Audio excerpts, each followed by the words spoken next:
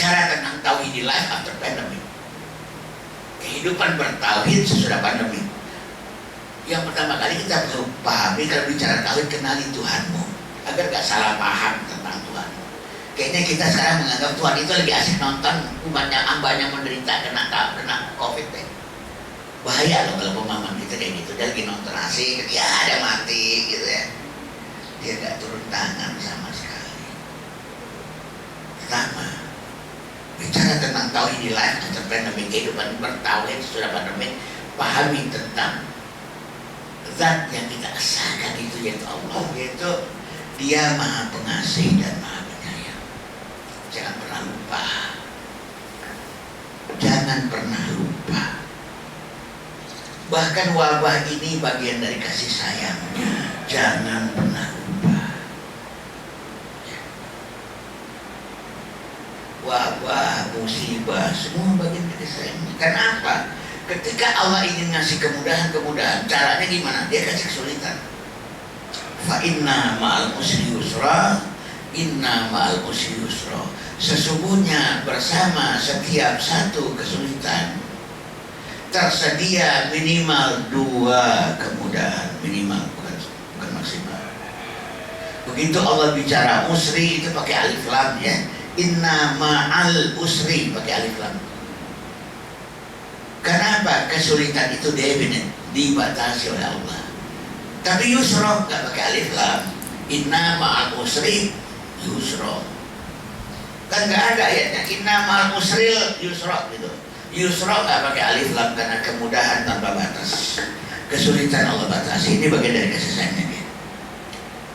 Ketika dia sedang memberikan kesulitan, dia sebenarnya ingin berbagi kemudahan sebanyak mungkin.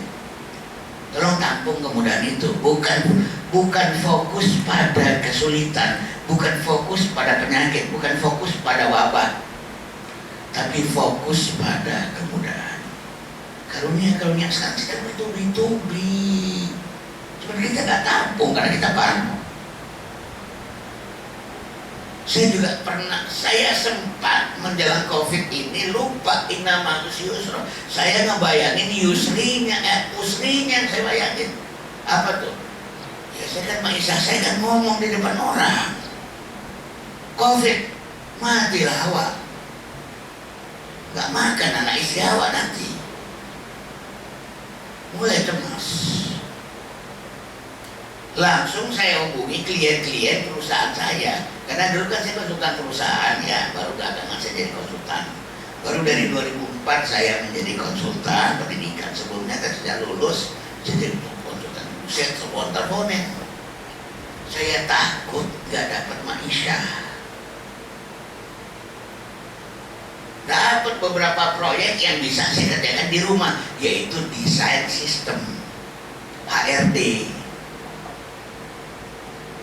Saya lupa inna ma'al usri yusra.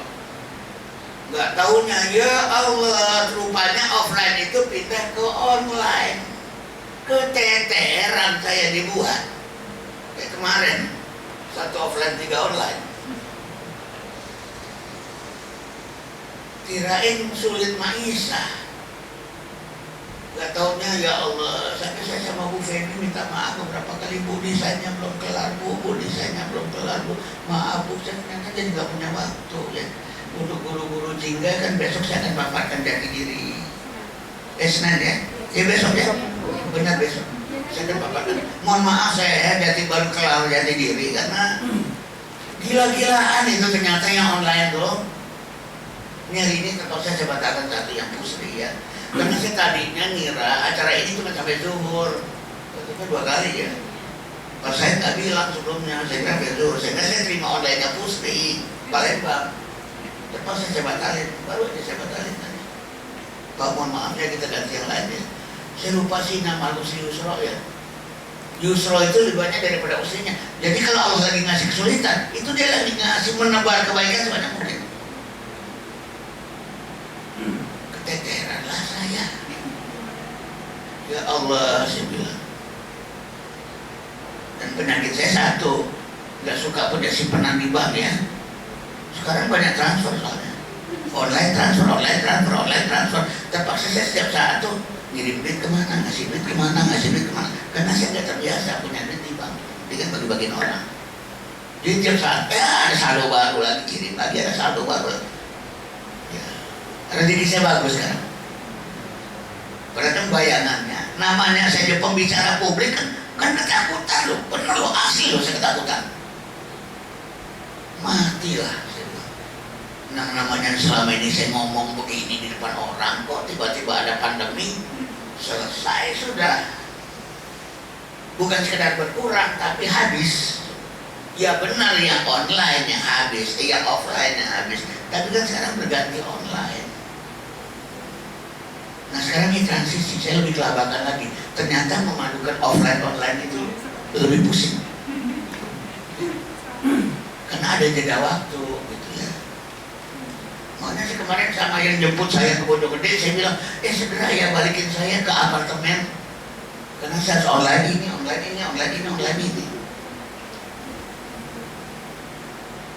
Selama dalam hati kita selalu yakin, inna ma'al usri yusra, bersama kesulitan ada kemudahan. Sebenarnya Allah lagi menebar kemudahan lewat kesulitan. Karena ulama bersepakat, bukan inna ba'dal usri yusra ya. Karena nggak ada dalilnya, sesudah kesulitan ada kemudahan, tuh nggak ada dalilnya ya. Yang ada dalilnya bersama kesulitan ada kemudahan. Yang ada dalilnya bersama, bukan sesudah. Dan usrinya pakai alif lam, yusroknya nggak pakai alif lam. Tak berbatas kalau kemudahan itu. Udah pusing lagi. Tanggal 23 Oktober saya diminta ke puncak oleh orang-orang IT.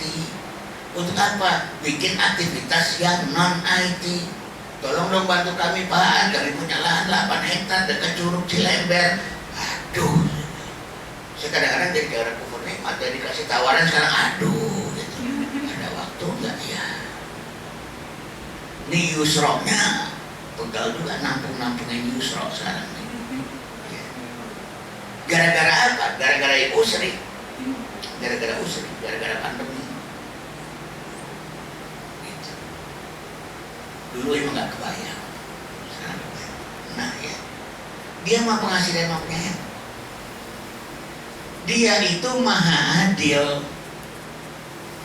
Ini konsep tauhid, dipahami dulu ya. Kadang-kadang kita gak paham konsep tauhid. Sehingga ketika saya bilang ini masalah tauhid, banyak para bunda tersinggung loh sama tulisan saya di Facebook. Dan mati mereka, siaran persetaan. Dikira saya gak bertauhid gara-gara parno sama anak-anak, gara-gara gak ngizinin anak-anak berangkat ke sekolah. Kalau kita paham tauhid, kita akan tahu bahwa sebenarnya pemahaman tauhid kita masih kurang. Implikasi tauhid itu kayak gini loh. Dia maha adil, artinya apa maha adil? Dia selalu memberikan beban hanya kepada yang sanggup. Memberikan penyakit kalau obatnya ada, itu namanya adil. Lawannya adil apa? Zolim. Allah itu nggak zolim. Ngasih penyakit nggak ngasih obat, itu namanya zolim. Ngasih masalah nggak ngasih solusi, itu namanya zolim. Allah kasih anak kepada ayah bunda tapi nggak diajarin oleh Allah cara ngedidik anak, itu namanya zolim. Allah gak pernah zalim, sifatnya adalah maha adil. Kapan formula COVID-19, obat COVID-19 itu Allah kasih? Di hari pertama COVID-19. Lewat apa? Allah ilhamkan formula obatnya. Kepada siapa? Tentunya kepada yang layak, yaitu para dokter. Gak mungkin ke psikolog. Allah ilhamkan COVID-19 obatnya kayak apa? Kepada para dokter. Diilhamkan ke dada para dokter. Tolong cari, tolong digali, tolong ditanya ke dalam.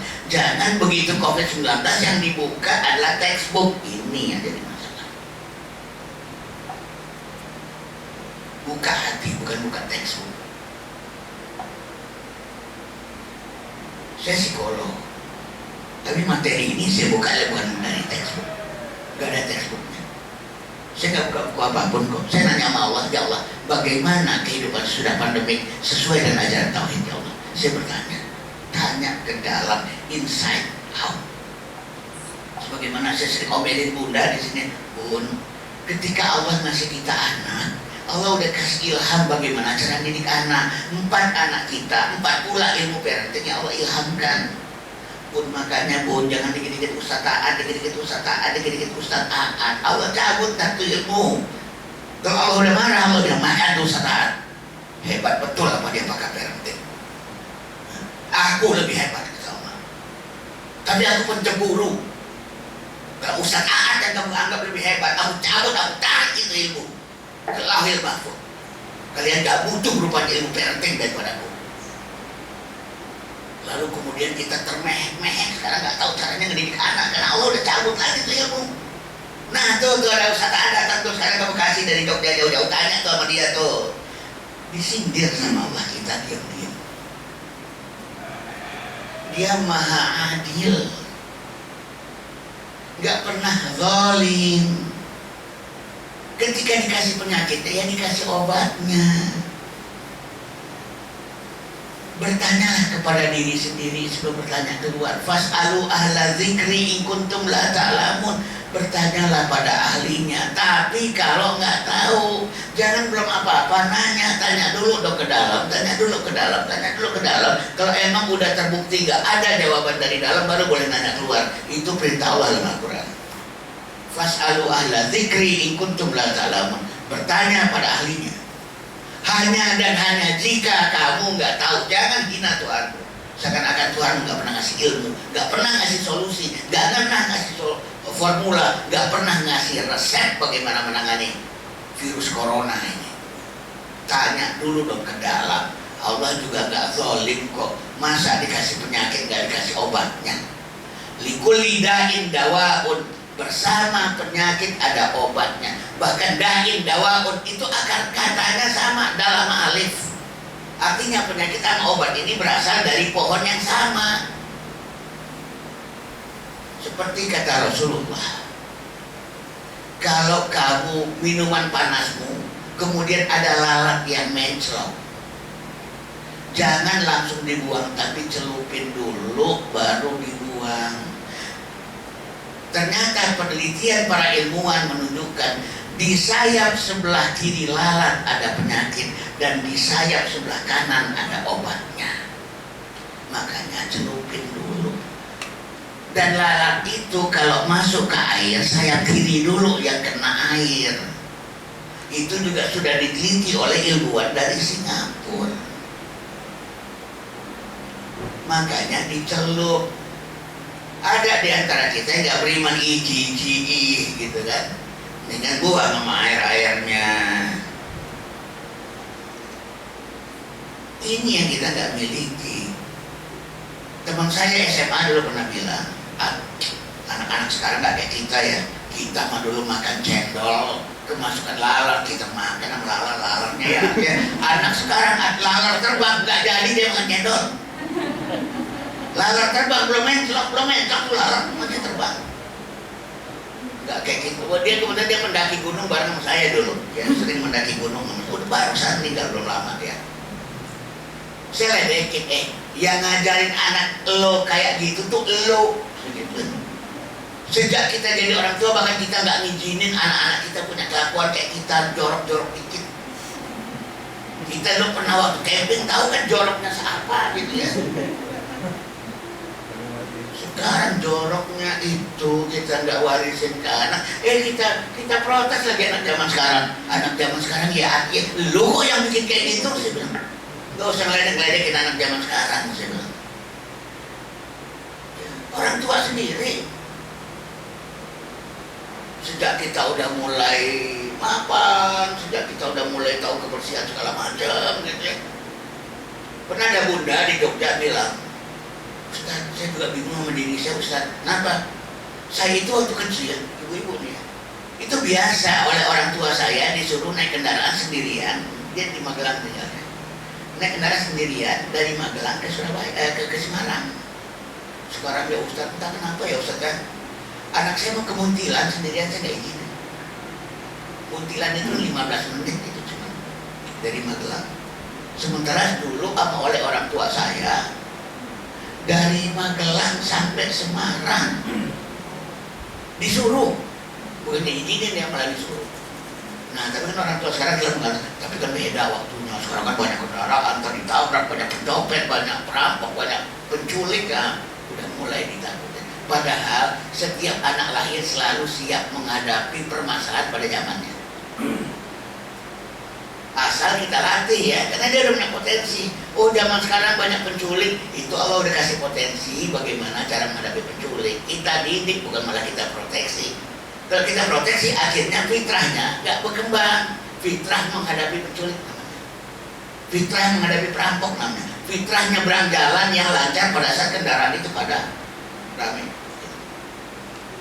Padahal saya juga bilang, sebenarnya nyebrang jalan, sekarang kan banyak kendaraan, Ustaz, jadi bahaya tuh nyebrang jalan.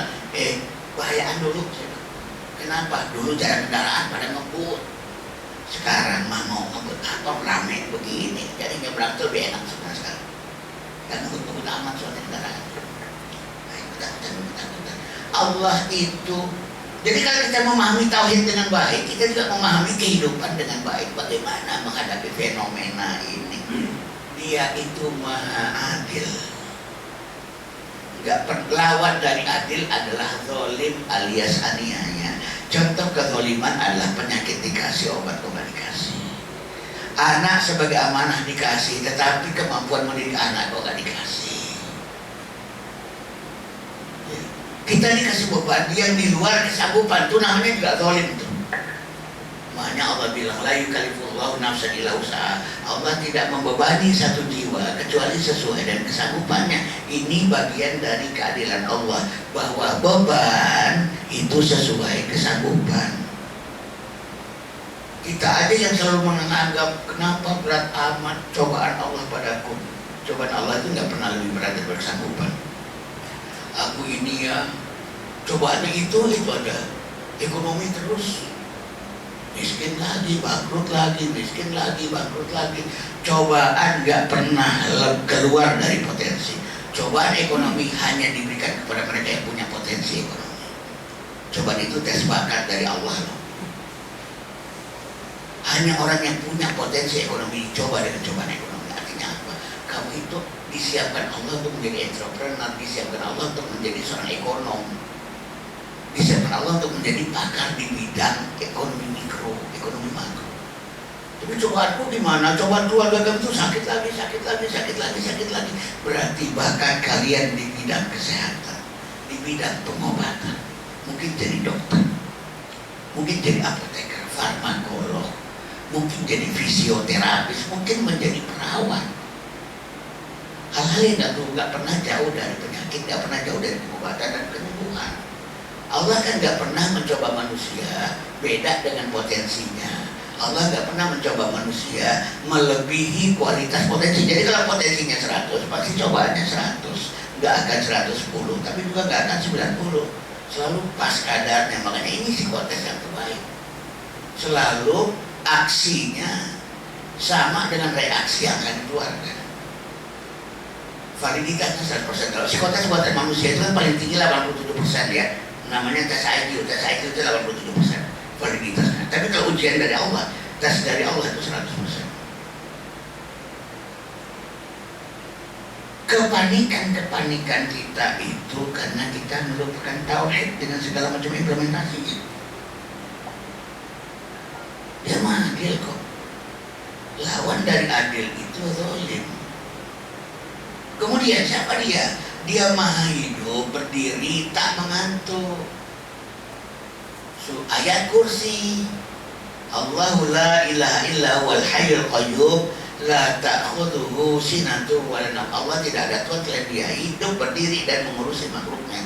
Dia tidak tertidur dan dia juga tidak mengantuk. Dia tidak mengantuk dan dia tidak tertidur. Artinya apa? Dia waspada, dia awas, dia memperhatikan kita, melihat kita, membantu kita, menolong kita. Dia turun tangan, dia tidak hanya diam. Allah itu kan prima causa.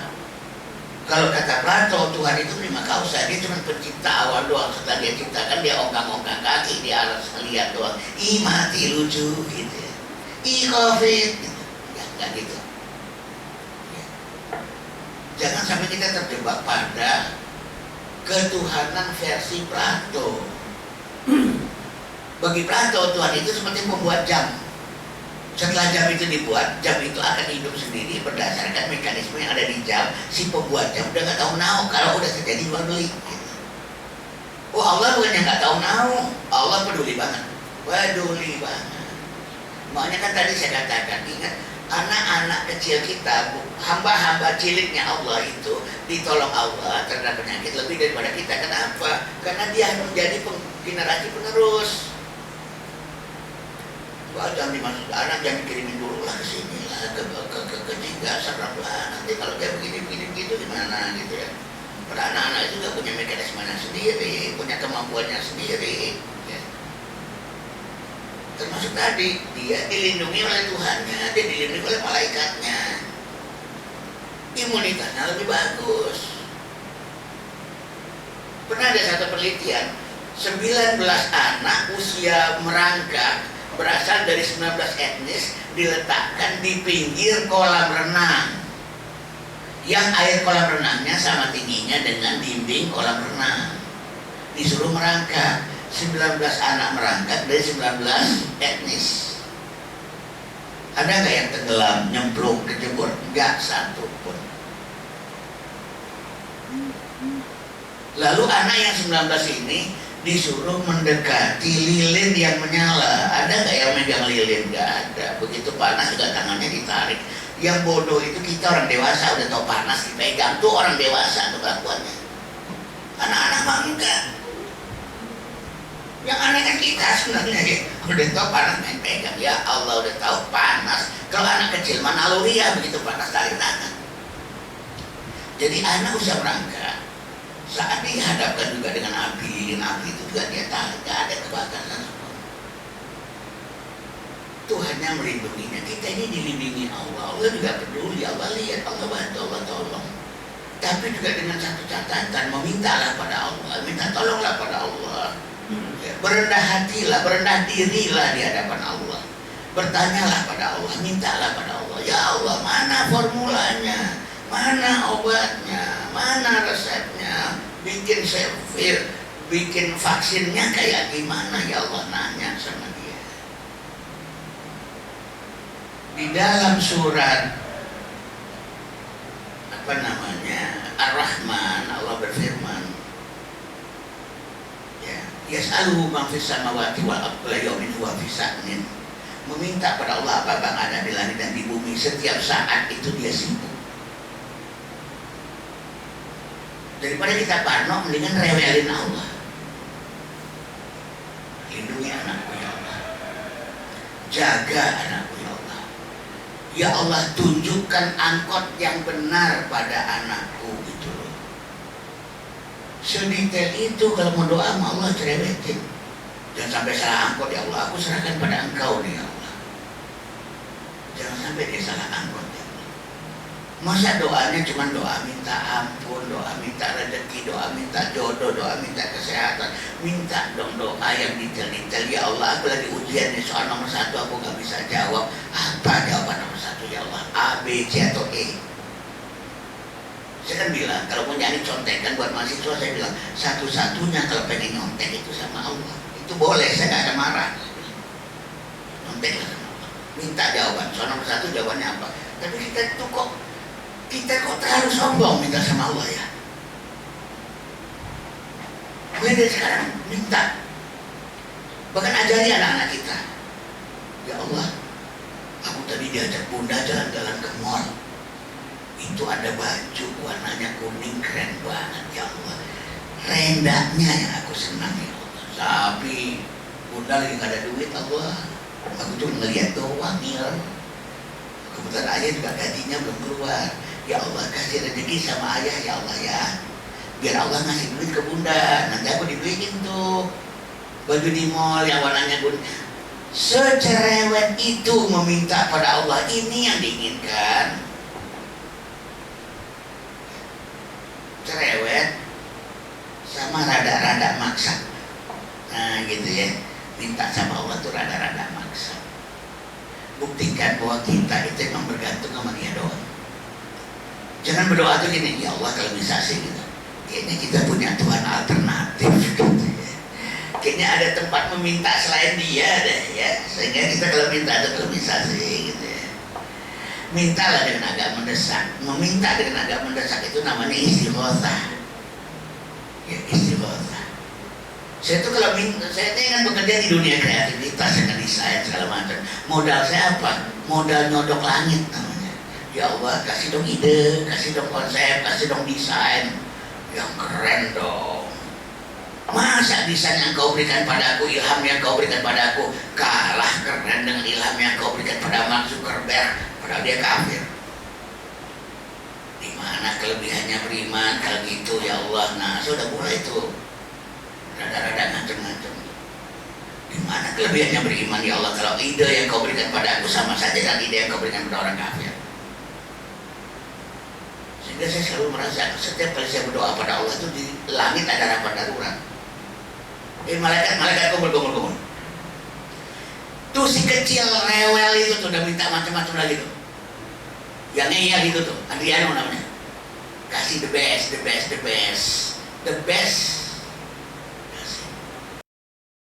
Nah habis itu saya biasanya minta ampun sama Allah. Kenapa kurang sopan? Saya itu seringkali kurang sopan.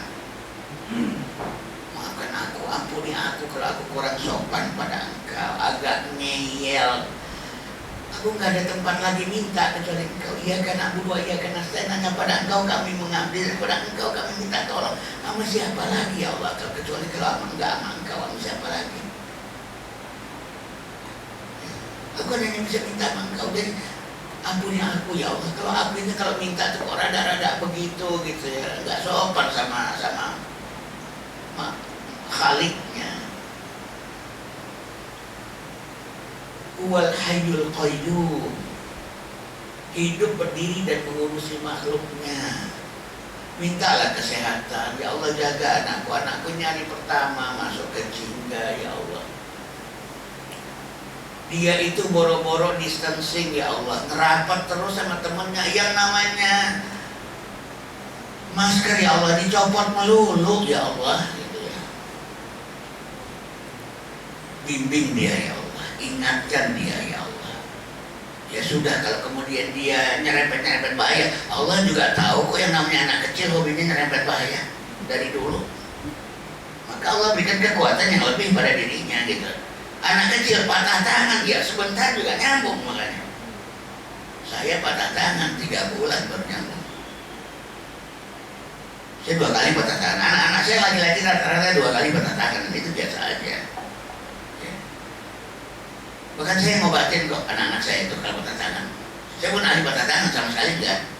Cuma saya pikir itu peristiwa biasa bagi anak kecil gitu ya. Peristiwa biasa bagi anak kecil patah tangan itu.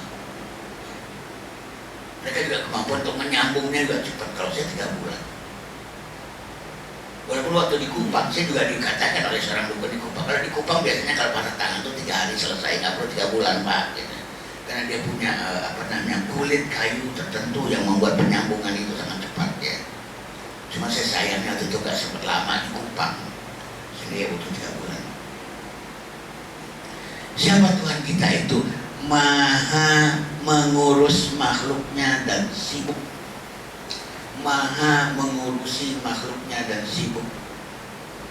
Gak pernah lepas tangan, gak pernah berdiam diri, gak pernah menjadi penonton di atas arasy. Setiap saat dia itu sibuk. Kula yaumin huwa fisa'nin. Dia tahu hambanya sekarang lagi kena penyakit, lagi ada wabah ya. Allah tolong, tapi meminta sama dia. Ada sebuah kisah Israeliat, Nabi Musa dikejar Fir'aun, tiba-tiba sakit perut. Doa sama Allah, ya Allah aku lagi dikejar Fir'aun dan tiba-tiba sakit perut, ya Allah berikan aku obat ya Allah. Lalu Allah bilang, ya Musa di atas bukit sana ada dedaunan yang bentuknya seperti ini, engkau cari, engkau makan, itu obatnya. Segeralah Musa naik ke bukit itu. Dia cari, ketemu, dia makan, lalu sembuh. Sesudah itu beliau lari lagi. Gak lama sesudah itu sakit perut lagi. Segera Nabi Musa naik ke bukit itu nyari daun tadi. Ketemu dimakan, gak sembuh. Ketemu dimakan lagi nggak sembuh, dimakan nggak sembuh, dimakan nggak sembuh, dimakan nggak sembuh. Baru doa sama, ya Allah, aku sakit perut lagi, tapi aku makan lagi daun yang kamu tunjukkan, kenapa nggak sembuh ya Allah? Kata Allah, Musa, kamu waktu sakit perut yang pertama itu meminta padaku. Ingat. Lalu aku jadikan daun itu sebagai perantaraan kesembuhan dariku. Tapi waktu kamu sakit yang kedua, kamu nggak minta padaku. Kamu tahu datangin daun itu. Emang kamu kira daun itu nyembuhin kamu? Enggak. Aku yang nyembuhin kamu. Itu cuma perantara. Bisa dalam bentuk daun, bisa batu, bisa pasir yang kamu makan agar kamu sembuh. Kesalahan kamu yang kedua adalah kamu datangin daun itu, bukan meminta padaku. Ini seringkali kesalahan kita. Allah itu Asy-Syafi, Maha Penyembuh. Ya Rabbi anta syafi, wahai Tuhan engkaulah penyembuh itu. Lewat apa? Lewat Al-Quran. Wa minal Qur'anu ma huwa syifa'u wa rahmatul lil mu'minin. Dan di antara Al-Quran itu ada obat dan rahmat bagi orang yang beriman. La wala yazidul zalimina illa khasara, dan tidak menambah Al-Quran itu bagi orang-orang zalim kecuali kerugian. Iya lagi pandemi gini rajin-rajin baca Qurannya. Tapi dengan yakin, jangan pernah menganggap pertolongan Allah itu spekulatif. Kan udah dibilang dalam surat 17 ayat yang ke-82, wa minal Qur'anu ma huwa syifa, dan dari Al-Quran itu ada yang menjadi obat wa rahmat dan rahmat lil mu'minin, bagi orang yang beriman. Gitu ya. Jangan dikira dia cuek. Sehingga kita selalu, kenapa kita panik menghadapi ini? Karena kita tidak pernah sadar bahwa Allah juga bersama kita. Allah menolong kita. Intan surullah yansurkum, barang siapa menolong agama Allah, Allah akan menolong kalian. Tolonglah agama Allah. Semalam saya turun dari apartemen karena baru sarapan itu pada maghrib ya semalam. Kebetulan di samping apartemen itu ada restoran sederhana Minang namanya, restoran sederhana Minang. Selesai saya makan dari situ, saya keluar, kemudian ada pedagang asongan yang saya kasihan melihatnya. Dan saya itu kalau sama Allah itu pamrih banget ya. Nah, aku butuh pertolongan Allah dengan cara aku menolong agamanya, aku menolong hambanya yang lagi dagang gak laku mungkin. Walaupun saya agak kesel ya, kerupuk yang dia jual itu terlalu kecil, kenapa harganya 9.000 gitu ya. Dan dia juga mungkin tahu kelihatannya 9.000 agak dikasih 10.000, gak usah dibalikin gitu kira-kira ya. Kadang-kadang pedagang-pedagang itu saya juga sebel juga, tapi kemudian saya mengatakan, aku butuh pertolongan Tuhanku, maka aku harus menolong agama Tuhanku dengan cara menolong hamba-hambanya yang lagi kesulitan ekonomi ini. Saya gak bisa pakai teori-teori ekonomi yang mengatakan hidup lagi susah dan banyak-banyak numbang deh, gitu, saya gak mau gitu. Kalau saya pakai sains ya, saya sekarang itu masih pelit, hidup lagi susah kok gitu ya. Walaupun faktanya ternyata saya nggak susah ya. Tiap hari banyak tuh masuk rekening sekarang, baru online ya. Kalau biasanya kalau di offline gini kan rekening ya, amplop biasanya gitu kan.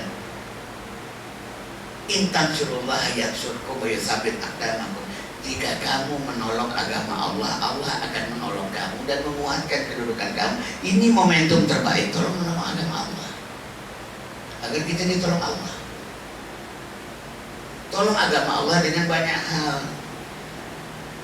Sekarang kebangkitan PKI diantaranya diwujudkan dengan RUU HIP. Tolong kita juga terlibat agar RUU itu tidak disahkan diam-diam. Dan majelis ulama Indonesia tumben ya sekarang lagi keras-kerasnya dan tegas-tegasnya. Mereka sedang menyiapkan, kalau masih disahkan diam-diam RUU ini tengah malam, kami akan ajak demo raksasa dan berani ngomong begitu. Bagus. Tolong agama Allah. Saya sih dapat bocoran, walaupun Presiden mengatakan RUU ini pembahasannya ditunda, tapi kata Pak Ma'ruf katanya bukan ditunda, dibatalkan. Cuma bahasa enaknya itu ditunda gitu. Ya bagus kalau memang dibatalkan. Tapi Tapi hati-hati aja kalau diam-diam ini DPR ini nanti kita lagi sibuk bahas apa, lagi sibuk mikirin COVID segala macam, diam-diam tengah malam disahkan. Siap gak kita menjadi penolong agama Allah? Karena Allah akan menolong kita. Jadi ada mekanisme-mekanismenya. Allah itu maha mengabulkan doa. Uji budak wa tada'i idza da'an. Aku memenuhi doa orang-orang yang berdoa kepadaku ketika dia berdoa kepadaku. Falyastajibu li, maka ijabah juga dong permintaanku. Kalau permintaanmu ingin dijabah. Wal yu'minu bi, dan beriman jugalah kepadaku. Aku mengabulkan doa kok. Jadikan doa itu sebagai pertolongan pertama pada kecelakaan. Jadikan doa itu sebagai pertolongan pertama pada musibah. Ini yang kita lakukan. Jangan berdoa sambil meragukan. Iya kalau dikabul, kalau enggak ketahuan obat, ketahuan masker. Jadi masker lebih keren daripada doa. Dia lebih real nih nutupin nih. Mendingan distance daripada doa, lebih real. Doa gak real, nah ini yang menyebabkan doanya gak terkabul. Dianggap doa gak real. Hand sanitizer lebih real daripada doa. Padahal jujur saja, saya sebagai dosen filsafat sains, saya tahu terlalu banyak teori spekulatif di bidang virus corona dan COVID-19. Terlalu banyak teori spekulatif. Masa kita lebih beriman pada teori spekulatif daripada doa kita? Sebagai seorang saintis, saya mengatakan ini hipotetik, fully hipotetik. Cuman kita menggunakan H1 daripada H2, makanya lebih banyak takutnya. Yang skripsi masih ingat gak H1, H0? H0 dan H1 ya, bukan H1, H2 ya. Hipotesa 0.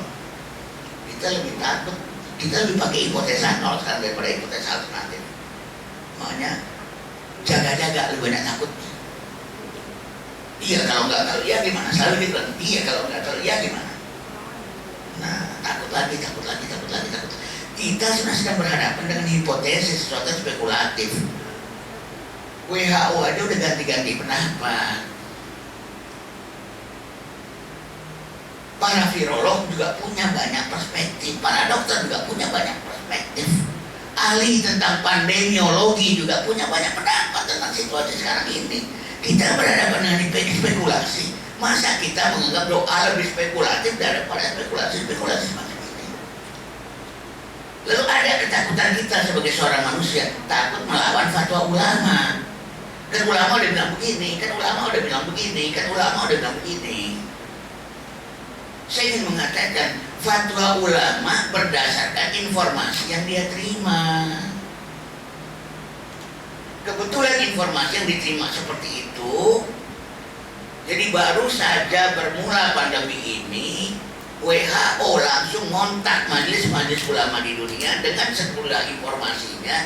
Dengan informasi itu diolah, keluarlah fatwa untuk tidak sholat di masjid, segala macamnya, berbasis informasi yang diterima.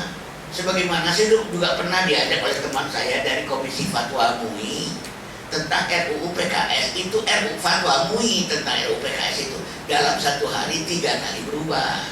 Kenapa? Karena informasi pertama dan informasi kedua keliru ternyata. Ingat ya, fatwa ulama berbasis informasi. Kalau informasinya salah ya memang difatwakan keliru. Jangan dikira saya ngelawan ulama gitu loh. Saya sedih banget kalau dituduh ngelawan ulama, ngelawan fatwa. Makanya majelis ulama Taiwan berbeda pendapat dengan majelis ulama yang lain. Karena apa? Informasi dari pemerintahan Taiwan bagaimana cara menghadapi pandemi ini, tidak perlu ada lockdown, dan yang tidak perlu ada stay at home, work from home, learn from home. Aktivitas di Taiwan berjalan seperti biasa. Karena apa? Kebetulan Taiwan ini negara yang tidak diakui keberadaannya di dunia, sehingga WHO pun gak masuk situ. Jadi informasi rancu dari WHO tidak hadir di Taiwan. Makanya Taiwan mah gak ada masalah, aman-aman aja dari awal gitu ya. Fatwa majelis ulamanya juga beda dengan fatwa majelis ulama yang lain-lain, karena tak dapat informasi menyesatkan, ya. Nah begitu. Jadi kita sedang berhadapan dengan sebuah spekulasi, ya.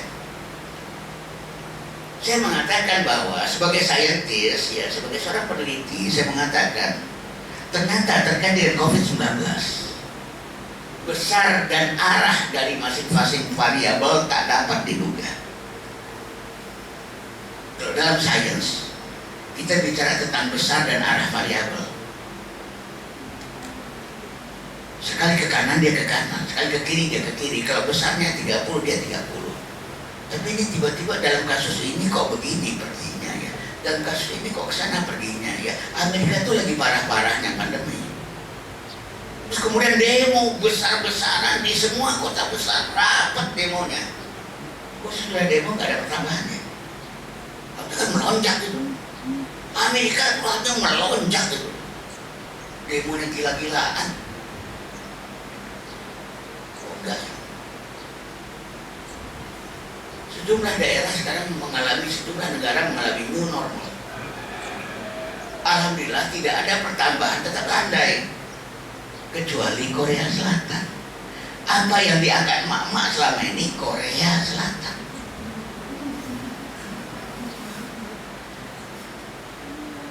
Sekian banyak negara mengalami new normal dan tetap normal, tetap landai. Apa yang diangkat oleh mak-mak Korea Selatan. Dan sampai kita ke Korea Selatan. Nah ini, hati-hati loh dengan gelombang kedua, the second wave. Kasus apa? Itu dulu flu Spanyol tahun 26. Itu second wave itu yang membunuh sangat banyak, 50 juta orang yang mati waktu itu. Nah mulai dia ketakutan. Saya jadi ingat tahun 2009 itu ada gempa Sumatera Barat dengan skala 7,2 skala Richter. Saya lagi di kampung waktu itu, lagi di Bukit Tinggi. Gempanya semenit, paniknya seminggu lebih. Seminggu loh toko nggak buka. Ada yang sebulan masih pasang tenda di depan rumah. Kenapa? Gempa susulan. Isu second wave lagi nih, gempa susulan. Akan ada loh gempa susulan dengan magnitudo yang lebih besar daripada gempa yang tadi. Namanya gempa susulan, jarang yang magnitudonya lebih besar daripada gempa utama. Akhirnya toko ditutup sekian lama, ekonomi terhenti seminggu, gempanya masih menit. Ya kalau balik ke rumah, kalau rumah tuh rumah gara-gara gempa gimana? Akhirnya udah nongkrong aja nendak di luar. Kalau rumah-rumah pada retak gimana? Ya udah, kalau retak itu terlalu dicek. Dibangun isu-isu ketakutan semacam ini secara bahkan tidak ilmiah sebenarnya. Kalau bicara tentang ilmiah-ilmiahan, yuk diskusi, saya ajakin diskusi. Kebetulan saya cukup paham statistik, cukup paham metodologi, cukup paham filsafat ilmu. Nah ini, ya. Maha mengobati dan maha menyembuhkan. Dia mengobati, dia menyembuhkan. Tinggal doa.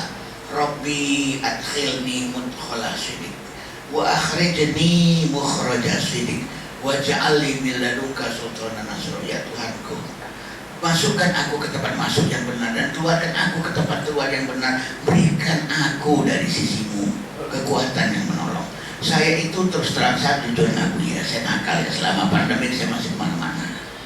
Tapi kemana-mananya maksudnya dari hotel ke hotel, bertapa di hotel. Kebetulan tadi kan saya cerita ya, di awal pandemik saya takut nggak dapat maisha, lalu saya telepon-teleponin klien-klien perusahaan saya, dapatlah 4 kerjaan, termasuk diantaranya dari 3, 1 ya, begini Jatigiri dan kurikulum.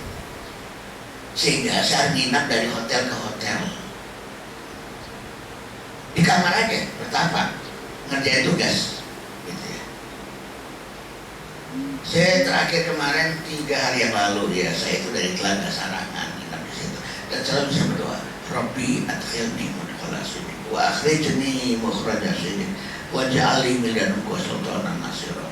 Doa masuk kota Ya Tuhanku, masukkan aku ke dalam tempat masuk yang baik, keluarkan aku ke tempat keluar yang baik, berikan aku dari sisimu constructive power, bukan destructive power, tapi kekuatan yang menolong. Berdoa. Wallahu a'lam bishawab, tapi insya Allah saya sampai sekarang ya sehat-sehat aja. Walaupun bisa dikriminalisasi sih sebagai carrier ya, OTG, orang tanpa gangguan, dianya sehat tapi dia nularin ke orang lain gitu ya. Tapi saya mau ngadu ke Allah nanti, bagi orang yang dalam hatinya ada perasaan itu terhadap saya akan laporkan di akhirat nanti ya. Kalau menganggap saya itu, iya kamu mah sehat tapi kan kamu carrier gitu. Saya nggak tahu virus itu kayak apa. Kalau saya dikriminalisasi nanti di akhirat saya akan lapor. Kok saya dituduh ya Allah?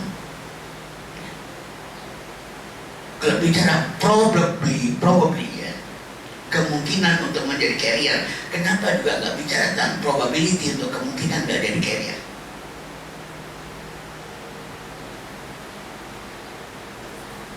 Bicara tentang statistik, saya ngerti alfa dan beta. Kenapa selalu bicara tentang alfa? Kenapa kapan-kapan kita nggak bicara tentang beta? Dan ilmu epistemologi ya, ilmu tentang metodologi keilmuan itu namanya epistemologi.